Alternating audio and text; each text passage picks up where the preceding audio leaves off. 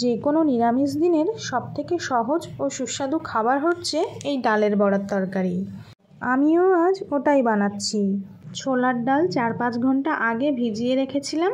এবার এর মধ্যে পরিমাণ মতো কাঁচা লঙ্কা আর আদা মিশিয়ে ভালো করে পেস্ট করে নেব, যতটা শুকনো করে এটা পেস্ট করা যায়। তারপর এর মধ্যে গুঁড়ো মশলা দিয়ে দিলাম, পরিমাণ মতো জিরে গুঁড়ো, হলুদ গুঁড়ো, স্বাদ মতো লবণ আর একটু চিনি। সবগুলো উপকরণ একসাথে ভালো করে কিছুক্ষণ মিশিয়ে নিয়েছি। তারপর কড়াইয়ে সর্ষের তেল গরম করে এরকম ছোট ছোট বড়ার আকারে ভেজে নেব, একটু ব্রাউন কালার করে ভেজে নেব। এটা খেতে কিন্তু বেশ মুচমুচে হয়।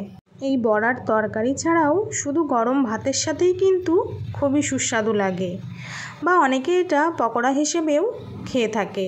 যাক, সব বড়াগুলো ভেজে তুলে নিয়েছি। ওই তেলের মধ্যেই গোটা জিরে, গোটা গরম মশলা ফোড়ন দিয়ে ডুমো ডুমো করে কেটে রাখা আলুগুলো দিয়ে দিয়েছি। তারপর পরিমাণ মতো লবণ, হলুদ গুঁড়ো দিয়ে আলুগুলো একটু ভেজে নিতে হবে। তারপরে এর মধ্যে দিয়ে দিয়েছি জিরে, আদা আর কাঁচা লঙ্কা বাটা। সামান্য একটু চিনি মিশিয়ে কিছুক্ষণ কষিয়ে নিয়েছি। কয়েকটা চেরা কাঁচা লঙ্কাও দিয়েছিলাম। তোমরা চাইলে এখানে টমেটো অ্যাড করতে পারো, আমার কাছে অ্যাভেলেবেল ছিল না তাই আমি দেইনি। এবার পরিমাণ মতো জল অ্যাড করতে হবে। বড়ায় যেহেতু অনেকটা ঝোল টেনে নেয়, সেজন্য একটু ঝোল থাকতে থাকতেই গরম মশলা গুঁড়ো ছড়িয়ে নামিয়ে নিলাম।